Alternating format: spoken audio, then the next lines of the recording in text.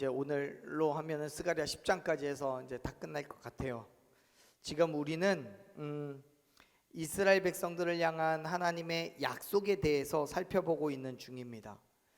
하나님께서 이스라엘 백성들을 향해서 약속을 하셨는데, 왜 그런 약속을 하셨냐면, 이스라엘 백성들이 포로에서 귀환한 이후에 성전을 재건하기를 시작했고, 이방 민족들의 끊임없는 방해와 이스라엘 내부의 어려움으로 오랫동안 성전 재건이 멈춰져 있었던 때도 있었어요.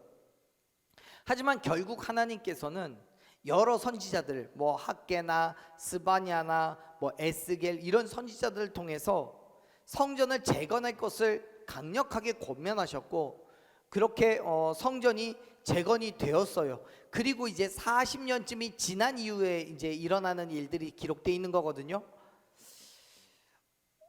하나님께서 이스라엘 백성들에게 성전 재건을 명령하시면서 말씀하셨던 게 뭐였냐면, 너희가 성전을 재건하면 너희들의 삶이 평안해질 거야, 나라가 안정될 거야, 하나님이 내가 너희를 축복할 거야 라는 얘기들을 계속적으로 하셨단 말이에요. 그런데 성전이 재건되고 나서도 40년이 지나는 그 모든 시간들 속에서 하나님이 말씀하신 것과 같은 이방 민족들의 징계가 아직 이루어지지 않아요.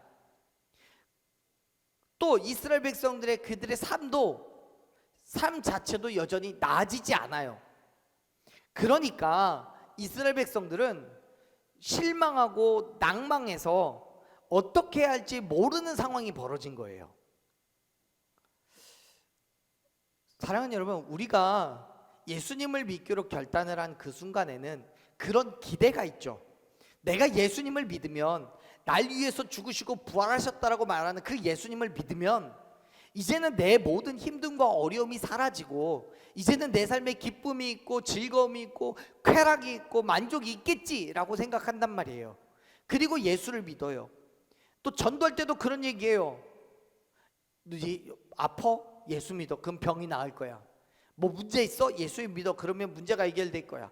그런데 문제는 뭐예요? 예수님을 믿어도, 교회를 다녀도 그 문제는 여전하다는 거예요. 내 질병이 나아지지가 않아요. 내 아픔이 해결되지 않아요. 내 앞에 놓여진 문제가 해결되지 않아요. 여전히 나는 정말 찌질하게 살고, 여전히 나는 아픔과 괴로움 속에서 살아요. 달라진 건 뭐예요? 내가 예수님을 믿는다는 거, 그거 하나밖에 없어요. 그래서 시간이 지나면 지날수록 하나님의 임재와 하나님의 역사심을 경험하지 못하면 못할수록 더 실망하고 더 낭망하고 더 괴로워요. 이스라엘 백성들이 지금 그런 처지에 있어요.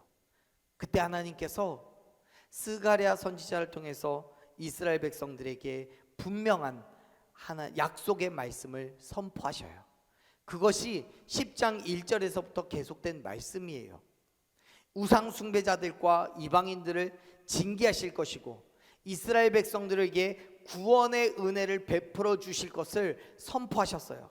힘들고 어려움 가운데서도 말씀에 순종하고 참아내고 견뎌낸 사람들을 불러 모아서 하나님의 거룩한 백성으로 삼아 주시겠다라고 약속하셨어요. 자, 우리 읽었던 말씀을 보면 이렇게 기록되어 있어요. 9절 말씀 읽어봅시다. 읽어볼게요. 내가 그들을 여러 백성들 가운데 흩으려니와 그들이 먼 곳에서 나를 기억하고 그들이 살아서 그들의 자녀들과 함께 돌아올지라. 아멘. 여러분, 하나님께서 이스라엘 백성들을 흩으시겠다는 건 두 가지 의미로 해석할 수 있어요. 첫째는 과거에 하나님께서 이스라엘 백성들의 죄에 대하여 징계하시기 위해서 열방 가운데 흩으셨다는 의미가 있어요. 이건 무슨 말인지 이해되죠? 어떤 상황인 건지. 근데 두 번째는 뭐냐면, 미래의 시점에서, 지금 이때가 아니라 미래의 시점에서 하나님의 백성들을, 구원받은 하나님의 백성들을 열방에 흩으셔서 이 땅 곳곳에 하나님의 나라를 세우게 할 거라는 의미가 있어요. 자, 첫 번째 의미로 생각을 해보자면, 비록 하나님께 범죄함으로 인해서 온 땅에 뿔뿔이 흩어졌지만 이스라엘 백성들이, 그들이 노예로 살아가고 있는 그 땅에서 하나님을 기억함으로 인해 믿음을 회복하고 구원의 은혜를 받아 다시 예루살렘으로 돌아오는 것이라고 이해할 수 있어요. 두 번째 의미로 이해하자면 하나님께서 당신의 거룩한 나라를 온 땅에 세우시기 위해 흩으신 하나님의 백성들이 마지막 때에 하나님의 부르심에 응답하여서 한 곳에 모이게 될 거라는 의미를 가지고 있어요. 자, 첫 번째 의미와 두 번째 의미가 뭘 이야기하는 건지 이해되시죠? 여러분, 첫 번째 의미는 역사적으로는 또 10장 9절에서 우리가 읽었던 10장 9절의 시점에서는 어느 정도 성취된 예언이에요. 왜냐하면 이때는 이미 많은 이스라엘 백성들이 예루살렘으로 돌아왔고 성전을 재건하고 난 이후의 시점이기 때문에 그래요. 반면 두 번째 의미로는 아직 성취되지 않은 미래에 예수님께서 다시 이 땅에 임재하실 때 성취될 예언을 이야기하고 있는 거예요. 그런데 여러분, 어느 시점을 가지고 이야기를 하든, 즉 첫 번째 의미든 두 번째 의미든 그 두 가지 의미는 전부 다 공존하고 있는 거예요. 어떤 것은 맞고 어떤 건 틀리다가 아니에요. 근데 어느 시점에서든 어느 관점에서든 우리가 중요하게 생각해야 되는 키워드가 있다면 구절 안에서 키워드가 있다면 그건 바로 기억하다라는 거예요. 기억하다. 무슨 말이냐면 여러분, 어떤 이유 어떤 상황이 되었든 하나님께서 흩으신 백성들을 다시 불러 모으실 때에는 그 자리에 있기 위해, 하나님의 부르심의 자리에 있기 위해서는 반드시 뭐 해야 된다는 거예요? 하나님을 기억해야 된다는 거예요. 믿으시기 바랍니다. 하나님을 기억해야 돼요. 자, 보세요. 이스라엘 백성들이 그들의 죄로 인해서 하나님께 징계를 받아서 열방에 흩어졌던 때에 흩어진 그곳에서 회당을 세우고 하나님께 예배를 드렸어요. 그렇게 하나님을 기억하고 부르짖었어요.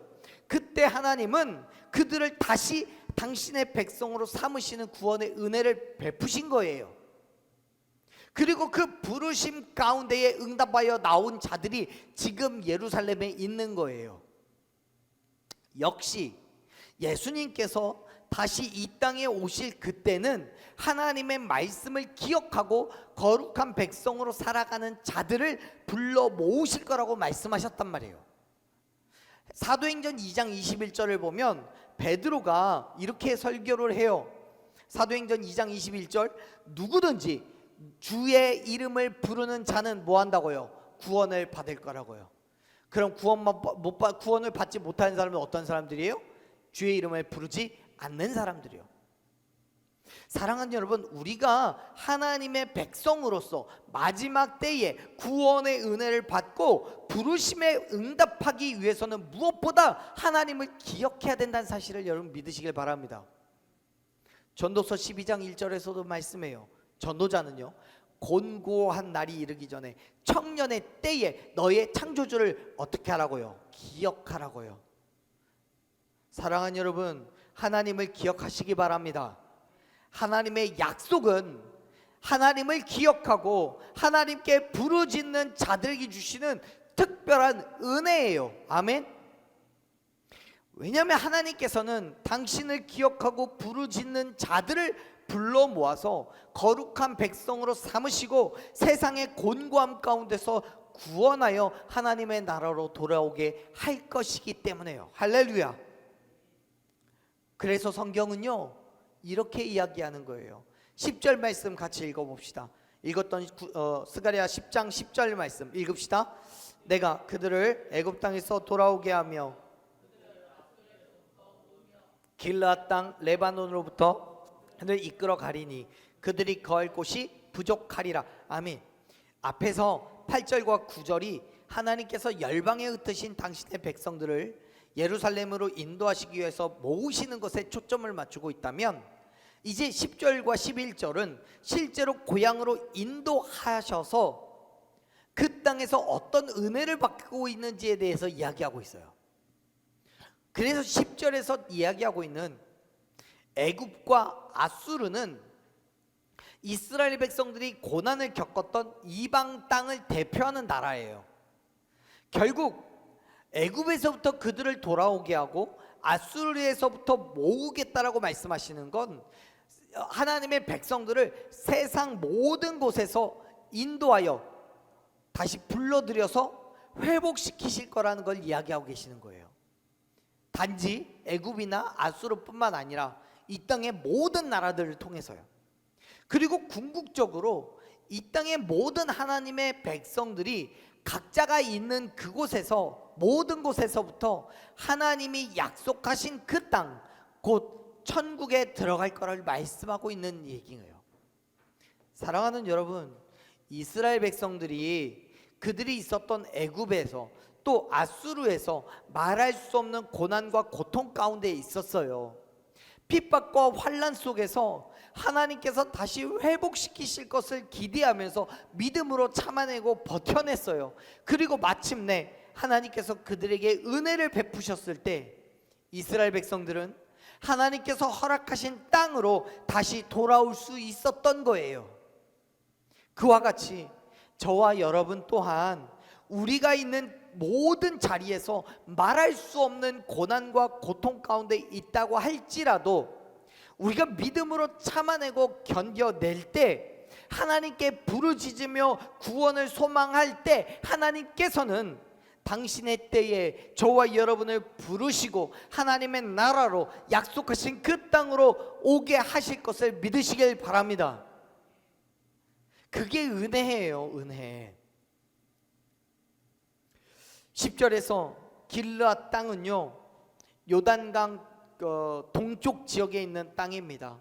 과거에 갓 지파와 르우벤 지파 그리고 므낫세 반 지파가 차지했던 매우 비옥한 땅이에요.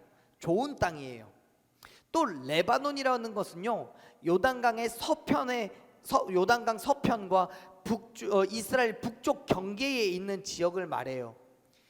하나님께서 다시 불러 모으신 이스라엘 백성들이 길르앗과 레바논으로 이끄시겠다라고 말하는 건 그 비옥한 땅을 주시겠다는 거예요. 축복하시겠다는 거예요. 은혜를 주시겠다는 거예요. 그리고 그 풍요로움으로 인해서 평안함과 안식을 주시겠다고 약속하시는 거예요. 그런데 여러분, 말씀을 잘 살펴보면 하나님께서 이스라엘 백성들을 그곳에서 거할 곳이 부족하게 만드시겠다라고 말씀해요. 다시 말해서 이스라엘 백성들에게 그 땅이 거주하기에는 충분하지 않을 만큼 번성하게 될 거라고 말하는 거예요. 여러분, 인구수가 늘어난다는 거죠. 근데 인구수가 늘어난다는 것은 무슨 뜻이냐면 하나님의 축복이란 거예요. 왜냐하면 당시 사회에서는 인구의 수가 곧 노동력이었어요.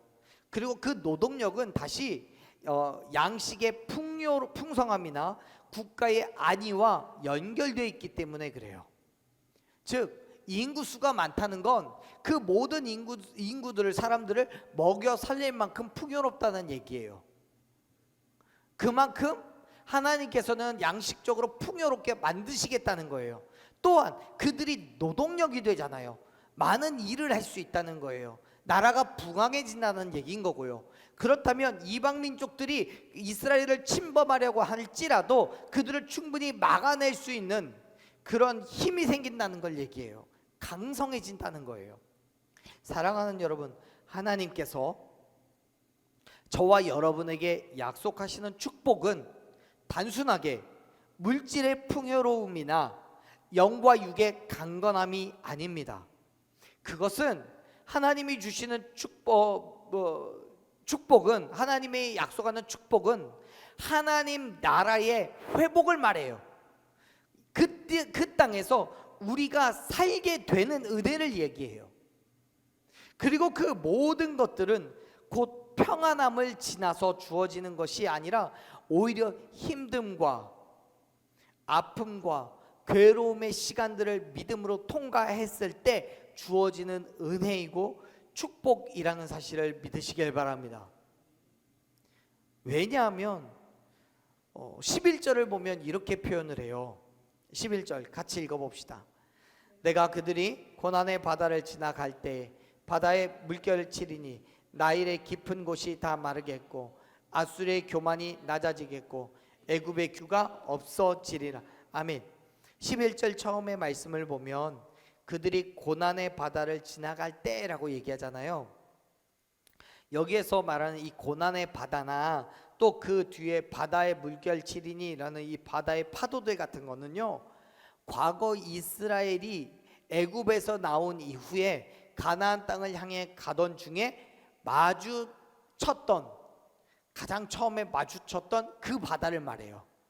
그 바다가 뭐예요? 뭐예요? 홍해 바다. 모세의 인도를 받아서 애굽에서 나온 이스라엘 백성들이 얼마 가지도 않아서 그들의 길을 막고 있는 홍해를 만나게 돼요. 홍해는 이스라엘 백성들에게 고난의 바다였습니다. 아무것도 할 수 없고 넘실대는 파도에 그냥 죽을 수밖에 없었어요. 그렇다고 그냥 돌아갈 수도 없어요. 왜냐하면 어떤 대안을 찾을 만한 겨를도 없이 그들 뒤에 쫓아온 애굽의 군대가 있었잖아요. 결국 그들은 홍해로 들어가서 물에 빠져 죽느냐 아니면 애굽의 군대에 죽느냐 둘 중 하나를 선택해야만 하는 상황이 벌어진 거예요. 그래서 홍해는 이스라엘 백성들에게 고난의 바다였던 거예요. 하지만 우리가 다 이미 알고 있다시피 하나님의 역사심으로 그 바다가 갈라지고 안전하게 건너가게 되었을 때 그들은 어떻게 돼요? 결국 하나님의 나라, 약속하신 그 땅, 가나안 땅에 들어갈 수 있었습니다. 그래서 결국 그 바다는 이스라엘 백성들에게는 구원의 바다가 되었지만 그들이 뒤를 쫓던 애굽의 군대에게는 죽음의 바다가 되었던 거예요. 사랑하는 여러분, 우리에게도요 고난의 바다가 있습니다. 각자 다른 모양 또 다른 상황이겠지만 분명히 고난의 바다가 있어요. 인간적으로 겪게 되는 아픔과 괴로움의 시간들이 있단 말이에요. 그러한 환난과 고난의 바다를 통과했을 때 우리는 결국 어디를 가요? 하나님 나라에 들어갈 수 있게 되는 거예요. 하나님의 약속을 경험할 수 있게 되는 거예요. 그러나 여러분, 그 모든 순간들은 나 혼자 오롯이 견뎌내야 되는 것들이 아니에요. 하나님께서 홍해 앞에서 이스라엘 백성들과 함께 하셨고 그 바다를 갈라 주셨고 건너가게 하셨던 것과 같이 하나님께서는 저와 여러분의 모든 고난 가운데서도 반드시 역사하고 계심을 믿으시길 바랍니다. 예수님께서 제자들에게 그렇게 말씀하셨어요.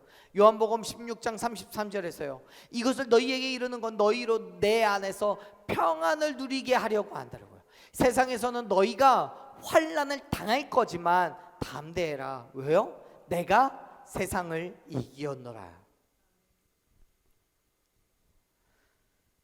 그렇습니다. 우리가 그리스도인으로서 살아가는 이 세상은요, 이 세상에서는 우리는 반드시 환난을 당할 수밖에 없습니다. 하지만 여러분, 우리가 예수 그리스도 안에서 평안을 누릴 수 있음을 믿으시길 바랍니다. 왜요? 그 안에서 예수님이 세상을 이기셨기 때문에요. 사도 바울은요, 사도행전 14장 22절에서 이야기합니다. 우리가 하나님 나라에 들어가려면 많은 환난을 겪어야 한다고요. 그런다 여러분, 그 환난은 나 혼자 겪는 게 아닙니다. 여러분, 그리스도인으로서 세상 가운데 얼마나 많은 환난을 겪고 계십니까? 내가 겪고 있는 환난은 하나도 없어요? 나는 지금 마냥 지금 행복하고 너무 기쁘고 너무 즐겁고 하는 거 모든 걸 다 잘 되고 그래요? 그러면 더 좋겠지만 사실 우리는 여러 가지 모양으로 환난을 겪고 있는 중에 있어요. 그리스도인이기 때문에 겪는 환난들이 있어요. 하지만 여러분, 우리가 그 모든 환난들을 참아내고 견뎌내어서 마침내 홍해를 가르고 건넜듯이 우리가 그 고난의 바다를 건넜을 때에 우리가 하나님의 나라에 들어갈 수 있게 된다는 사실을, 권세를 이기시고 승리하셨습니다. 그렇기 때문에 예수님을 믿는 하나님의 백성들 또한 세상 가운데서 고난을 당하게 될 거예요. 하지만 여러분, 세상을 이기신 예수님으로 인하여서 저와 여러분은 또한 반드시 세상을 이기고 승리하게 될 것을 믿으시길 바랍니다. 그렇습니다. 우리가 하나님 나라에 들어가기까지 세상에서 반드시 고난의 바다를 통과해야 합니다.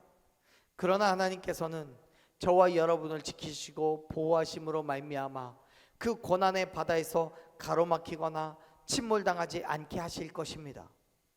하나님께서 홍해를 가르시고 이스라엘 백성들을 건너가게 하신 것과 같이, 예수님께서 세상을 이기신 것과 같이 우리 앞에 있는 그 모든 고난의 바다를 쳐서 가르시고 건너가게 하실 것을 믿으시길 바랍니다. 그러므로 사랑하는 여러분, 세상에서 악한 마귀로 인한 환난을 당한다고 할지라도 두려워하지 마세요. 염려하지 마세요. 고난의 바다의 앞에 앉아서 주저앉아 있거나 돌아가지도 마세요. 나일강의 물이 마르고 아수르의 교만을 꺾으시고 애굽의 귤을 꺾으시는 하나님이 저와 여러분의 하나님 되심을 믿으시길 바랍니다. 말씀을 읽어봅시다. 11절 말씀 읽어보겠습니다. 내가 그들이 고난의 바다를 지나갈 때 바다의 물결을 치리니 나일의 깊은 곳이 다 마르겠고 아수르의 교만이 낮아지겠고 애굽의 규가 없어지리라. 아멘. 여러분, 나일의 깊은 곳, 아수르의 교만, 애굽의 규, 이것들은요 모두 하나님의 백성을 고통스럽게 하고 그들을 압제하는 세상의 모든 적대적인 것들을 대표하고는 표현이에요. 하나님께서는 그들을 징계하시고 치셔서 꺾으실 거라고 약속하시는 거예요. 여러분, 나일강은 애굽의 젖줄입니다. 그 물로 애굽은 농사를 짓고 가축을 먹였어요. 그러한 나일강의 물이 가뭄으로 인해서 줄어들 수는 있지만 마른 적은 없어요. 그런데 성경 말씀, 지금 말씀은 나일강의 가장 깊은 곳까지 마르게 될 거래요. 결국 애굽에 가지고 있는 전체의 산업이 황폐해질 거라고 말하는 거예요. 근데 그 모든 일을 누가 해요? 누가 하세요? 하나님이 하신다고요. 하나님이. 또 아수르는 세계를 정복함으로써 그들의 강성함 때문에 교만하고 오만했어요. 그러나 역시 하나님의 주권적인 개입하심으로 철저하게 낮아지게 돼요. 망했잖아요. 지금 우리가 살아가고 있는 지금 이 시대에 아수르란 나라가 있어요? 없잖아요. 애굽의 규는 애굽을 통치하는 왕의 권세를 의미합니다. 절대적인 통치권이에요. 그런데 하나님께서는 그 규를 없애버리실 거래요. 즉 이스라엘을 괴롭히는 애굽의 통치를 무너뜨릴 것이라고 말씀하시는 거예요. 이 모든 것들은 하나님께서 당신의 백성들을 구원하시기 위해서 이제는 모든 환난과 고통에서부터 건지시기 위해서 행하시는 일이라는 것을 여러분 믿으시길 바랍니다. 사랑하는 여러분, 우리를 핍박하는 사탄의 권세를 이기게 하시고 이 땅에서 다시 살게 하시는 하나님의 은혜를 경험하는 저와 여러분 되길 간절히 축원합니다. 하나님을 신뢰함으로써 믿음으로 나아갈 때 내 앞에 놓여진 홍해가 갈라지듯이 고난의 바다가 갈라지는 기적을 경험하게 될 줄로 믿습니다. 지금 우리 앞에 놓여진 그 모든 장애물들을 하나님께서 해결해 주실 것을 믿으시길 바라요. 언제요? 언제 해결해 주세요? 우리가 온전히 하나님을 의지하고 그의 말씀에 순종하며 나아갈 때요. 12절 말씀을 보세요. 이렇게 말씀합니다. 읽어볼게요. 내가 그들로 나 여호와를 의지하여 견고하게 하리니 그들이 내 이름으로 행하리라. 나 여호와의 말이니라. 아멘. 하나님께서는 이스라엘 백성들을 보호하시고 지키실 거라고 약속하셨어요. 우리 성경에서는 내가 그들에게 나 여호와를 의지하여 견고하게 하리니 라고 번역되어 있는 히브리어는 문자적으로 해석하자면 그리고 나는 여호와 안에서 그들을 강하게 할 것이다 라고 번역할 수 있어요. 여기에서 우리는 분명하게 이스라엘 백성들이 견고하게 되는, 강함을 느끼게 되는 그 근거가 그들 자신이나 환경에 있는 것이 아니라 하나님께 있다는 것을 확인하게 돼요. 여호와 안에서 그 모든 것을 행하시겠다라고 말씀하신 거거든요. 그렇습니다. 사랑하는 여러분, 우리는 오직 하나님 안에서만 강해질 수 있음을 믿으시길 바랍니다. 하나님은 당신의 백성을 먼 곳에서부터 불러 회복시키실 뿐만 아니라 그들을 강한 존재로 만들어서 무기력하게 무너지게 하지 않으신다고 말씀하시는 거예요. 그들을 다시 붙잡아 하나님의 백성된 삶을 살아갈 수 있도록 능력을 더하여 주셨고 결국 내 이름 즉 하나님의 영광을 위하여 살게 하셨음을 믿으시길 바랍니다. 그러므로 사랑하는 여러분, 하나님을 의지하시길 바라요. 하나님께서 나를 통해 행하신 그 모든 일들을 기억하시기를 바랍니다. 그리고 여러 가지 내 앞에 놓여진 그 고난의 바다를 건너며 바다의 물결로 괴로움과 고통의 순간들을 겪게 되겠지만 그 모든 것들은 하나님의 은혜와 그의 권세 앞에 굴복하게 된다는 사실을 여러분 기억하시길 바랍니다. 하나님께서 약속하신 것과 같이 우리의 모든 삶 가운데서 반드시 다 이루실 것을 믿음으로 우리에게 있는 그 힘듦과 어려움의 고난의 바다를 참아내고 견뎌내며 건너가는 저와 여러분의 삶이 되기를 간절히 축원합니다. 하나님께서는 당신을 의지하는 모든 백성들을 견고하게 하시며 이기게 하시고 승리케 하실 줄로 믿습니다. 그러나 그 모든 것들은 내가 자격이 있어서예요? 내게 그럴 만한 자격이 있어서예요? 아니에요. 내가 그 많은 능력이 있어서요? 아니에요. 하나님의 은혜로 그의 신실함으로 저와 여러분에게 주시는 놀라운 축복이란 사실을 여러분 기억하시길 바랍니다. 그걸 우리 뭐라고 불러요? 은혜라고 부르는 거예요. 사랑하는 여러분, 하나님께서 베푸실 그 은혜를 기대하며 믿음의 발걸음을 걸어 나아가십시오. 저와 여러분의 삶을 통해서 영광 받으실 하나님을 바라보며 담대하게 믿음의 삶으로 나아가는 저와 여러분 되기를 간절히 축원합니다. 하나님은 당신이 약속하신 대로 반드시 이루실 것입니다. 할렐루야. 하나님은 당신이 약속하신 대로 반드시 이루실 것입니다. 하나님은 당신이 약속하신 대로 반드시 이루실 것입니다. 아멘. 기도합시다.